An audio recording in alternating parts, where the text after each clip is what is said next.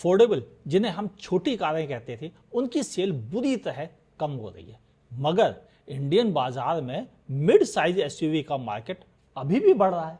लेकिन ऐसा क्यों हो रहा है, ये जानने की कोशिश है आशीष मसीह के साथ, जो जाने माने ऑटो जर्नलिस्ट हैं, सालों से इस फील्ड में हैं। उन्हीं से हम डिस्कस करते हैं आखिर ऐसा हो क्यों रहा है कि अफोर्डेबल कार पिछड़ रही है, जबकि एक्चुअल में जो एक्सपेंसिव कारें हैं उनका जलवा चल रहा है। आपको क्या लगता है कि ऐसा होने का सबसे बड़ा रीजन क्या है? Well I think aspirational values जो लोग अब चेंज हो रही हैं कोविड के बाद से, पिछले 5-6 सालों में जो हुआ है, people have got what we call FOMO, fear of missing out. तो अब लोग क्या कर रहे हैं, पहले लोग कहते थे हम बचाएंगे पैसे 10 साल के बाद या रिटायरमेंट की तरफ प्लानिंग ज़्यादा करेंगे, अभी भी कर रहे हैं। लेकिन अब क्या हो गया कि लोग कहते हैं नहीं, आज अपनी ज़िंदगी जी लो, दोबारा टाइम आए ना आए क्या पता, कोई दूसरा पैंडेमिक आ जाए, कोई तीसरी बात आ जाए। क्योंकि काफ़ी लोगों की जॉब्स भी गई थी, काफ़ी लोग परेशान भी होते, कईयों की सैलरी भी कटी थी 6 महीने साल भर। तो जो 2020-21 का एक दौर था, एंड ऑफ 21 अर्ली 22, तो 2-2.5 साल जो थे लोगों की लाइफ के, उससे लोगों ने ये सीखा है, जो कि स्टडीज़ भी बताती हैं कि इस वक्त जो एंजॉय करना है आप कर लीजिए, आए क्या होगा क्या नहीं होगा। उसके अलावा एक और बहुत बड़ी चीज़ है अमित सर, और वो ये है कि एसयूवीज़ का जो क्रेज़ है ना सिर्फ इंडिया में बल्कि वर्ल्ड वाइड जो क्रेज़ है, हैचबैक को उठा दो, उसको एसयूवी कह दो, हैचबैक की स्टाइलिंग थोड़ी चेंज कर दो। जैसे टाटा पंच है, it is not really an SUV, it's more of a raised hatchback, but styling इतनी अच्छी है उस गाड़ी की, उसके लुक्स इतने शानदार हैं, इंटीरियर्स काफ़ी स्पेशियस हैं, तो उसको लोग एज अ एसयूवी खरीद रहे हैं। And that's why small affordable cars जैसे हम कहते हैं, जैसे आप गिनिए ना कि कितनी गाड़ियाँ अफोर्डेबल सेगमेंट में, एक ऑल्टो K10 और एक टाटा की Tiago, that's about it. Hyundai ने अपनी ईवन वापस ले ली, डैटसन पूरा ब्रांड ही बंद हो गया, इंडिया से वापस चला गया, और क्विड वगैरह के भी सेल नंबर्स आप जानते हैं बहुत ही पुअर हैं। तो manufacture also not investing that time and the energies. दूसरी बात एक और ये है जो मुझे लगती है कि मैन्युफैक्चरर्स भी अब पुश नहीं करते हैं स्मॉल कार्स को, बजट्स वगैरह उनके पास चाहे भले ही हों, लेकिन प्रॉफिट ऑफ मार्जिन उस पर कम निकलता है। तो मैन्युफैक्चरर्स को लगता है कि जिस पे प्रॉफिट ऑफ मार्जिन ज़्यादा है, अगर आपको बेचना है तो बड़ी एसयूवी बेचो, क्योंकि उस पर आप ज़्यादा पैसे कमा लोगे। 5.5 लाख की गाड़ी पे आप कितने पैसे कमाओगे per unit? So that is also something which is playing up. So these are very hidden things, बहुत सारे ये एलिमेंट्स हैं जिसकी वजह से लोगों का ध्यान जो है। और एक और बात ये भी है कि अब डिज़ायरेबल स्मॉल कार्स आती नहीं है। पहले एक ज़माना था जब Swift, people used to buy it because it was a very great car in terms of driving. All those good cars which used to be there have become less desirable because bigger cars are there, and of course features, एक main चीज़ होता है features. तो features में आपको क्या लग रहा है, क्या सनरूफ का क्रेज इतना सर चढ़ के बोल रहा है कि लोग बड़ी कारें खरीदने के लिए लालायित हो गए हैं? क्या कनेक्टेड कार वाले फीचर्स इतना सर चढ़ के बोल रहे हैं कि लोग कहना चाहते हैं ओपन सनरूफ, ओपन ये, ओपन वो, इन सब चीज़ों में उलझ रहे हैं? या फिर उनको एडास जैसे जो एक्सपेंसिव फीचर्स है जो कि महंगी कारों में ही आते हैं, उनकी तरफ लालायित हो रहे हैं? आपका क्या लगता है? क्योंकि मुझे इन तीनों चीज़ों में थोड़ा थोड़ा दम दिखता है, तो आपकी क्या ओपिनियन है? वेल सनरूफ का जो क्रेज़ है सर, वो हर व्यक्ति के दिमाग में आजकल आ गया है। टाटा ने अपना पूरा पोर्टफोलियो ऐसा बना रखा है कि उनके मिड लेवल वर्जन में भी सनरूफ आता है, भले ही कुछ इंपॉर्टेंट फीचर्स और मिसिंग हो, जो कंफर्ट फीचर्स इन्हें हम कहते हैं। हालांकि सनरूफ प्रैक्टिकल नहीं है, इंडिया के मौसम के हिसाब से बारिश और गर्मी यहाँ पे ज़्यादा रहती है, लेकिन फिर भी एक जो क्रेज़ है कि मेरी गाड़ी की छत खुल जाती है, एक सनरूफ है मेरी गाड़ी में। And even smaller cars now have it, desire में सनरूफ आ रहा है और गाड़ी बिक रही है उसकी वजह से।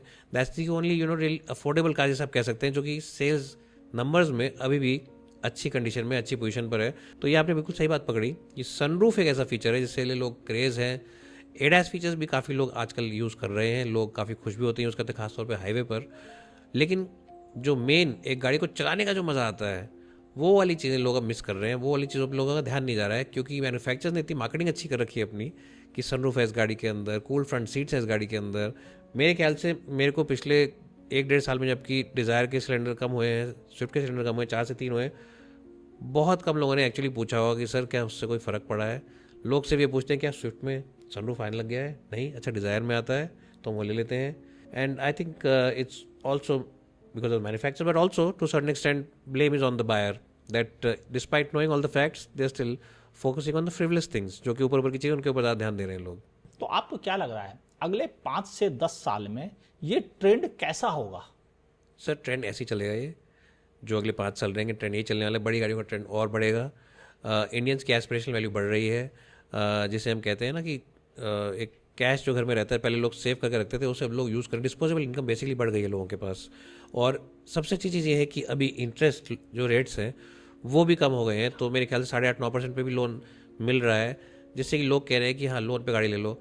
इंटरनेशनल मार्केट में फोर्ड की छोटी छोटी गाड़ियाँ जो कि हैचबैक्स पहले बिकती थी, उन्होंने कई मार्केट्स में तो सेडान बेचनी ही बंद कर दी है। बिल्कुल है। कई जगह पे वो कह रहे हैं कि हम सिर्फ एसयूवी बेचेंगे, हालांकि भारत में तो वो है नहीं। तो ऐसे हालात में आपको क्या लग रहा है कि जैसे निसान, रेनो, सिट्रॉन, ये कोई सनरूफ नहीं देता है, तो क्या ये आज भी नीचे से नंबर गिने जाते हैं इनके, तो क्या आगे भी 5 साल तक इनके नीचे से ही नंबर रहेंगे या उठ पाएंगे ये? सर बड़ा मुश्किल है कह पाना। सिट्रॉन तो एक केस स्टडी अपने आप में, वो एक पूरा पॉडकास्ट का डिस्कशन हो सकता है। They have the cars, they have the styling, they have the engines, they have the technical know how. और इतना बड़ा ब्रांड है वो, इंडिया से बाहर इतना मशहूर ब्रांड है वो, लोग जानते हैं उसे स्टाइलिंग की वजह से। लेकिन भारतीय बाजार में उन्होंने गाड़ी ऐसी दी है, उन्होंने सेम गलती कर दी जो टाटा ने नैनो के साथ करी थी। चीपेस्ट कार की वजह से उसका बिल्कुल ही Indians don't want the cheapest thing in the market, they want aspirational things. That's the problem with Citroen, क्योंकि सिट्रॉन की गाड़ियाँ हमने चलाई हैं, टर्बो इंजन उनके बहुत बढ़िया हैं, इलेक्ट्रिक कार्स उनकी अच्छी हैं। जो उनकी C5 एयरक्रॉस हमने चलाई थी, I think it was better than the Tucson at that time. बिल्कुल। बहुत बढ़िया गाड़ी थी वो, लेकिन पिकअप नहीं ले पाई, क्योंकि एक तो लोगों को ब्रांड के बारे में ज़्यादा नॉलेज नहीं है, दूसरा एस्पिरेशनल नहीं बनाया उन्होंने उस गाड़ी को एक और इसी वजह से अगर आप ध्यान देंगे मारुति के भी नंबर्स थोड़े से कम हो रहे हैं। 42% थी उनकी मार्केट शेयर, फिर कोविड के टाइम में 40 हुई, अब 38 पे आ गई है, हो सकता है थोड़ा और नीचे हो जाए। उनके पास भी अगर एस्पिरेशंस की बात करें तो कोई ऐसी एस्पिरेशनल गाड़ी नहीं है आज की डेट में। अगर हम देखें ना, स्टाइलिंग में कोई उनकी गाड़ी एस्पिरेशनल कह सकते हैं आप, ना ही फीचर्स के मामले में कोई बेस्ट इन सेगमेंट या बेस्ट इन क्लास या सम न्यू फीचर। और यहीं पर Hyundai और Kia आगे रहते हैं हमेशा, आपको पता ही है। महिंद्रा भी इसलिए आगे है, हमेशा नए नए फीचर्स, नई नई स्टाइलिंग, नई नई टेक्नोलॉजी डालता रहता है। तो ये सब चीज़ें हैं मेरे हिसाब से, और ये ट्रेंड चलता रहेगा। देखिए अगले 5 साल में हो सकता है कि जो भी टियागो और ये सब छोटी गाड़ियाँ बिक रही हैं, एल्ट्रोस वगैरह, ये भी आगे चल के टाटा कहते हैं हम बंद कर रहे हैं, क्योंकि टाटा के भी नंबर्स कम हैं छोटी गाड़ियों में। Only I think the car which will survive in all this is probably the wagon R and the Alto K10। Celerio के भी नंबर्स कम है कि मारुति की उसमें। तो वैगन आर और K10 एक दो गाड़ियाँ जो मेरे को लग रहा है कि 5 साल बाद ही बिकेंगी, बाकियों के ऊपर मुझे पूरा डाउट है। और जो आपने कहा रेनो, निसान, ये सब very good cars again, very well engineered cars, but missing on features, missing on quality, and that is I think what Indian buyers want now. Aspirations, good quality, world class products, those things are missing. एक चीज़ और मैंने notice की है अभी हाल में, वो ये कि इंडिया के मार्केट में बहुत तेज़ी से बदलाव आ रहे हैं, और ये बदलाव को मैंने नोटिस किया है कि पहले दिल्ली शहर में आते हैं, फिर उसके बाद पूरे इंडिया में फैलते हैं। Okay. अगर आप देखें कि CNG पहले दिल्ली शहर में पेनिट्रेशन अच्छे से हुआ, और फिर उसके बाद अब पूरा इंडिया CNG कारों के पीछे जा रहा है। बिल्कुल। और बिल्कुल सिमिलरली अगर हम कहें कि दिल्ली से डीजल खत्म हुए पहले, और अब हम देख रहे हैं पूरे इंडिया से डीजल की सेल घट रही है। अभी हाल में दिल्ली में इलेक्ट्रिक कारों की सेल, जो डीलर्स से मुझे डेटा मिला है, पिछले महीने लगभग 20 से 22% हो गई थी। Okay. तो जब इलेक्ट्रिक कारें 20 से 22% दिल्ली में बिक रही हैं, तो क्या पूरे इंडिया में इलेक्ट्रिक कारों पर लोगों का ज्यादा फोकस होगा कंपैरेटिवली अफोर्डेबल कार? आपकी क्या ओपिनियन है? आई थिंक एक और बात इसके अंदर जो है अमित जी, वो ये है कि डीजल जो है एज अ फ्यूल NGT की वजह से पूरे दिल्ली NCR के अंदर अब लोग पसंद नहीं करते लेना, क्योंकि उसकी लाइफ कम हो जाती है। तो वो लोग भी फोकस कर रहे हैं कि हम इलेक्ट्रिक खरीद लेंगे अगर हमारे पास चार्जिंग पॉइंट है। जो बड़ी बड़ी सोसाइटीज़ में लोग रहते हैं उनको मिल जाते हैं चार्जिंग पॉइंट्स। दूसरी बात है कि उसी प्राइस पॉइंट पर थोड़े से पैसा 2-3 लाख रुपए खर्च करके अगर आपको टाटा पंच मिल रही है, तो मैं फिर स्विफ्ट क्यों खरीदूंगा अगर 10 लाख मुझे लगाने हैं, या मैं अल्ट्रॉस क्यों खरीदूंगा अगर मुझे 9 लाख 9.5 लाख लगाने हैं। मैं 4 लाख या 5 लाख एक्स्ट्रा खर्च करके बेस वर्जन ले लूँगा टाटा पंच का। पहले एक थ्रेशोल्ड जो होता था एंट्री पॉइंट का, वो थोड़ा फ़र्क था, 20 लाख के आसपास का थ्रेशोल्ड हमेशा रहता था, उससे सस्ती गाड़ी कोई थी नहीं। वो टाटा पंच के साथ कम आया, टियागो के साथ कम हो गया, और हालांकि उसकी रेंज कम है, 200-250 किलोमीटर की है, लेकिन एक जो थ्रेशोल्ड था वो कम हो गया है। सेफ्टी मिलती है आपको इन गाड़ियों के साथ, which is very important. End of course maintenance है ही नहीं बिल्कुल भी। टाइम से आप अपने ब्रेक चेंज कराइए, टायर चेंज कराइए, उसके अलावा आपको बार बार 3-4 महीने में जाकर कुछ चेंज कराने की जरूरत नहीं है। तो वहाँ पर भी it's taking hit on the hatchback segment primarily, क्योंकि अगर आप कहेंगे मुझे 8 लाख की हैचबैक खरीदनी है और आपको सिर्फ 12 लाख में एक SUV लुक की गाड़ी आ रही है, तो वहाँ पे लोगों का साइकी SUV की तरफ ही रहेगा हमेशा। अच्छा, एक चीज़ और भी है कि जिस तरह से अफोर्डेबल कारें इस समय लगभग 6 लाख रुपए से शुरू हो रही हैं, और इंडियन मार्केट में इवन सबसे सस्ती इलेक्ट्रिक व्हीकल कॉमेट वो भी 7 लाख रुपए से शुरू हो जाती है। तो जब 6 और 7 में बड़ा अंतर ना हो, और टियागो 8 लाख से शुरू हो जाती है, ऐसे हालात में जब 8, 9, 10, 11, 12, 13, 14, 15 से लेकर 25 लाख रुपए तक हर लाख रुपए पे एक एक इलेक्ट्रिक कार मौजूद है, तो ऐसे हालात में क्या ये बड़ा रीजन है कि अफोर्डेबल कारों की सेल काफ़ी घट गई है और लोगों को लगा कि हम घर पे बिजली सस्ती है तो हम घर पे चार्ज कर लेंगे? जैसा कि हम इंडियंस 95% जो अभी तक डेटा हमारे पास आया, आपको पता हो ना पता हो, 95% इंडियन घर पे चार्ज करते हैं और शायद इसीलिए हाईवेज पर जो चार्जर हैं या 20 शहरों में जो चार्जर्स हैं उनमें लोगों की भीड़ नहीं दिखती है, वहाँ खाली रहते हैं। और शायद उसका रीजन यही कि सस्ती इलेक्ट्रिसिटी मिल रही है तो फिर पेट्रोल भराने का खर्चा जो रोज आता है उससे भी बचने का मौका मिल रहा है, क्योंकि हर प्राइस ब्रैकेट में एक कार मौजूद है। आपको लगता है क्या ये बड़ा रीजन हो गया है? आई थिंक बड़ा रीज़न तो नहीं, but I think it's part of the reason, it's one of the reasons. जो ज़्यादातर लोग आजकल छोटी गाड़ी ले रहे हैं वो एज अ सेकंड कार ले रहे हैं कि फैमिली में एक छोटी गाड़ी होनी चाहिए आसपास जाने के लिए या फिर थोड़ा शहर के अंदर ट्रैवल करने के लिए। उनके पास एक बड़ी गाड़ी है, और दूसरे जो छोटी गाड़ी ले रहे हैं वो ले रहे हैं लोग जो फर्स्ट टाइम कार बायर्स हैं, वो लोग ले रहे हैं। बहुत कम, उनकी मात्रा अब कम हो गई है। पहले क्या होता था, पहले वही लोग लेते थे क्योंकि they didn't have too many options ज़्यादा थे नहीं पहले। एमजी ने जो अपना ये बैटरी सर्विस वाला ऑप्शन दिया है, it's an eye opener really, it's a game changer to be honest. क्योंकि आपका कॉस्टिंग एकदम से कम हो जाती है गाड़ी लेने की, इमीडिएट कॉस्ट कम हो जाती है, तो आपको इन्वेस्टमेंट भी कम करनी पड़ती है। और 3 4 5 साल के बाद आपका मन करे तो गाड़ी को आप रखिए, नहीं करे तो आप, उनके पास एक अच्छे बायबैक ऑफर भी चल रहे हैं। 3 साल के बाद वैसे भी आजकल लोग गाड़ी बेचना ही पसंद करते हैं, because there so many option, people want to try out everything. एक चीज़ जो मैं नोटिस कर रहा हूँ इस बीच में कि लोग ये भले कहें कि हाँ छोटी कारों का मार्केट गिर रहा है, कम लोग खरीद रहे हैं, उसका रीजन कुछ भी होगा, एज्यूम करें, समझें, लेकिन as a auto expert, as a auto journalist, जो मुझे दिख रहा है वो ये कि लोगों का फीचर्स की तरफ लालच ज़्यादा है। और शायद यही हम दोनों के डिस्कशन से बाहर आ रहा है कि लोग फीचर्स की लालच में ज़्यादा आ गए हैं। बड़ी कारों में वो फीचर्स मिल रहे हैं जो उन्हें लालायित करते हैं, और शायद इस वजह से वो छोटी कारों को डिच कर रहे हैं।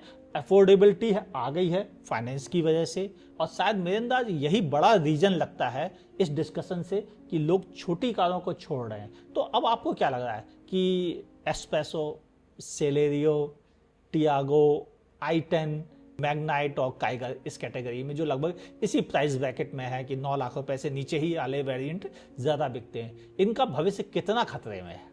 मारुति की जो गाड़ियाँ, पहले मारुति का एक फिलॉसफी होती थी कि मेरे शोरूम में जो है मेरे शोरूम छोड़ के ना जाए, तो उन्होंने अपनी छोटी गाड़ियों की लिस्ट इतनी बना रखी थी। उनके पास वैगनआर भी थी, उनके पास जेन स्टीलो भी होती थी, उनके पास सेलेरियो भी बाद में आई, और ऑल्टो K10 भी थी और ऑल्टो 800 भी थी। तो उनके पास 5 6 छोटी गाड़ियाँ, और फिर स्विफ्ट ऑफ कोर्स जो थी। तो आज से 10 साल पहले मारुति की एक फिलॉसफी होती है, उनकी मैनेजमेंट से बात करो, कहते थे गाड़ी आप मेरे शोरूम से खरीदो, चाहे आपको कोई इधर से लेफ्ट से राइट जाना पड़े, राइट से लेफ्ट आना पड़े, आप बाहर नहीं निकलोगे मेरे शोरूम से। और इसीलिए उनका 48-49% मार्केट शेयर भी रहा 10 साल पहले, 12 साल पहले। Now that problem is that they want to focus on SUVs, जिसमें वो पीछे रहे हैं। वहाँ पे लीड ले ली मैन्युफैक्चरर्स ने, जैसे कि Hyundai ने, उनका स्क्रेटा भी है, एल्काजार भी है, वेन्यू भी है, और ये गाड़ियाँ काफ़ी अच्छा बिक रही हैं काफ़ी सालों से। महिंद्रा ने लीड ले ली है। तो मारुति की प्रॉब्लम क्या है कि उनके हैचबैक्स इस वक्त भी ज़्यादा हैं, जो कि सेल्स वॉल्यूम के हिसाब से डाउन है। और उनके पास जो एसयूवीज़ हैं वो अगर देखा है तो सिर्फ 3 ही है प्रॉपर है, जिसे हम एसयूवीज़ कहते हैं, Brezza, Fronx end of course the grand Vitara. वो चाह रहे हैं कि 3, जिमनी को तो कोई खरीद नहीं रहा है, जिमनी पसंद नहीं आई लोगों को, बट उनके हिसाब से they should have at least 2-3 other SUVs in the portfolio, जिसकी वजह से वो पुश कर सके, मार्केट को अपनी तरफ अट्रैक्ट कर सकें। So that is the area for Maruti, they have to get more SUVs in the game to have the same market share, and the small cars they will still keep selling but very limited. I think the niche market will become small cars in the future. जो आप बाकी manufacturers की बात कर रहे हैं, इन सब के लिए बहुत ज़्यादा खतरा है, क्योंकि जैसे मैंने पहले आपको बताया, Kwid again is seen as a very small affordable car, and आप चला के भी देख चुके हैं ना, वो चलाने में गाड़ी अच्छी है, ना वो बैठने में बहुत कंफर्टेबल है, मज़ेदार गाड़ी नहीं है, मतलब बेसिकली उसमें मज़ा नहीं आता है। वो फील गुड फैक्टर है, फील गुड फैक्टर वो मिसिंग है, सिवाय एक स्टाइलिंग को अगर हम छोड़ दें।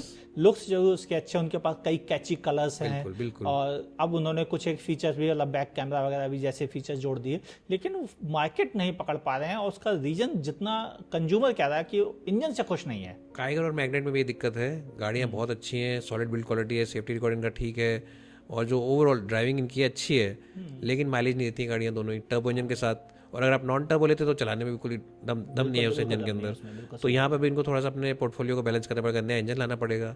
और अब मैग्नेट को भी 5 साल हो गए हैं, और काइगर को भी हो गए 4 साल के करीब, 3.5-4 साल होने वाले हैं उस गाड़ी को भी। तो वहाँ पर भी इनको अपना गेम थोड़ा सा चेंज करना पड़ेगा। They can't rely on the same product for the next 5 years और 6 years, एंड अनफॉर्चुनेटली इनके पास और कोई प्रोडक्ट है भी नहीं अभी भारतीय बाजार में, और दिख भी नहीं रहा है दूर तक। डस्टर बहुत सालों से कह रहे हैं, जबकि इनके इंटरनेशनल मार्केट में डस्टर बिक रही है। वो अगर भारतीय बाजार में लेके आ जाए डस्टर को, तो अभी भी अच्छी बिकेगी, उसकी फैन फॉलोइंग बहुत स्ट्रॉन्ग है। लेकिन पता नहीं कब लाएंगे, कब क्या करेंगे। ट्राइबर को उन्होंने अभी अपडेट किया है, हालांकि it's a good product, but again you can't sell outdated cars in India. You can't think कि हम लोग लोग खरीदने आएंगे। अच्छा, फैन फॉलोइंग से याद आया, फैन फॉलोइंग वर्ल्ड वाइड जब तक इंडिया में लॉन्च नहीं हुई थी, जिमनी की भी बड़ी जबरदस्त थी। बिल्कुल। लेकिन आज जिमनी की सेल जो 400 500 600 यूनिट के आसपास रह गई है, इसका मतलब फैन फॉलोइंग भी डिमोटिवेट हो जाती है जब उसको सही प्रोडक्ट नहीं मिलता है, वो छोड़ देती है साथ। क्या ये बात सच है? जिमनी का तो उन्होंने मार्केटिंग जो करी थी वो उस हिसाब से नहीं कर पाया। आई थिंक जिमनी के साथ इशू ये था, गाड़ी चलाने में बहुत अच्छी है, it's a pure recreational vehicle, it's a pure lifestyle vehicle. उसका अनफॉर्चुनेटली कुछ जर्नलिस्ट ने भी पिच ऐसा किया, कुछ मीडिया हाउस ने भी ऐसा पिच किया कि थार की कंपटीशन में है। थार और उस गाड़ी में बहुत फ़र्क है। Thar is a very solid, very crude kind of off roading kind of vehicle. This is more sophisticated, more rounded, और बहुत छोटा पैकेज है ये। तो साइज़ और शेप के हिसाब से वहाँ पे एक तो मार खा गया। दूसरा प्राइसिंग को लेके मारुति को थोड़ा अग्रेसिवली प्राइस करना चाहिए, 10 लाख के आसपास प्राइस रखना चाहिए था इसका।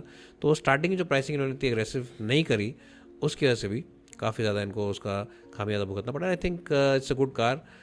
हो सकता है इनको अगर 3 डोर में लॉन्च करते हैं ओरिजिनल थार की तरह, तो वहाँ पर कुछ फ़ायदा ले लेते हैं, जैसे कि जिप्सी आती थी, जिप्सी की हेरिटेज थी 3 डोर की, वहाँ पर अगर एक करते कोशिश तो वो सही रहता। बट आई थिंक उन्होंने अपनी जो कस्टमर क्लिनिक्स वगैरह करी थी उसमें वो नहीं लगा लोगों को 3 डोर चलेगी, तो उल्टा पड़ गया इनका सारा का सारा वो। But it's a very good car. I think people who love off roading, अगर आप पहाड़ों में जाएंगे कभी तो वहाँ पे जिमनी बहुत दिखेगी आपको, क्योंकि जो लोग वहाँ गाड़ी चलाते हैं जिनको असली पता है चढ़ाई पर कैसी गाड़ी चाहिए, ऑफ रोडिंग पर कैसी गाड़ी चाहिए, कच्चे रास्ते पे, उनके लिए बहुत बढ़िया गाड़ी है वो। नहीं, ये बात बिल्कुल सही है कि प्रोडक्ट अच्छे अगर गलत मार्केटिंग के शिकार हो जाएं तो भी परेशान होते हैं। और अफोर्डेबल कार्स का तो मार्केट ट्रेंड खत्म हो रहा है। आपका कहना शायद मुझे भी सही लग रहा है कि जल्द ही 5 साल तक कोई बड़ा चेंज नहीं दिखेगा। बीच की गाड़ियां ही बिकेंगी जो 10 लाख एंड अबव की है, उससे नीचे वाली गाड़ियों का मार्केट खत्म होता चला जाएगा। और आपका क्या सोचना है वो भी जरा नीचे लिखिएगा, क्योंकि सोशल मीडिया जो कह रहा है और जो हम मार्केट ट्रेंड देख रहे हैं इसमें चेंज है। और शायद छोटी गाड़ियों में लोगों को वो सेफ्टी भी नहीं मिली जो एनकैप में मिलती थी, और जिसकी वजह से भी छोटी गाड़ियों का मार्केट थोड़ा पिछड़ा है। और मुझे लगता है कि शायद ये सारे रीजन मिलके छोटी गाड़ियों का कत्ल कर रहे हैं, और बड़ी गाड़ियां जिनमें कि ज़्यादा पैसे कस्टमर को लग रहे हैं और कंपनी भी मोटा मुनाफा कमा रही हैं, उनमें ग्रोथ देखने को मिल रही है। आप अपनी ओपिनियन नीचे कमेंट सेक्शन में लिखिएगा, और मैं आशीष जी को धन्यवाद दूंगा कि उन्होंने हमारे पॉडकास्ट में इस सब्जेक्ट पर अपनी बात बड़े दिलेरी के साथ रखी और अच्छे शब्दों में रखी, ताकि वह आप आसानी से समझ सकें कि क्या हो रहा है भारतीय बाजार में। वीडियो अच्छा लगा हो तो लाइक करने में संकोच ना कीजिएगा, और आशीष जी के चैनल को भी आप फॉलो कर सकते हैं, मैं लिंक नीचे डिस्क्रिप्शन में दे दूंगा, आपके लिए इजी हो जाएगा। आप फेसबुक पे देख रहे हैं तो लाइक और फॉलो कीजिए, यूट्यूब पे देख रहे हैं तो सब्सक्राइब और नोटिफिकेशन ऑन कीजिए, और देखते रहिए आस्क कार गुरु को।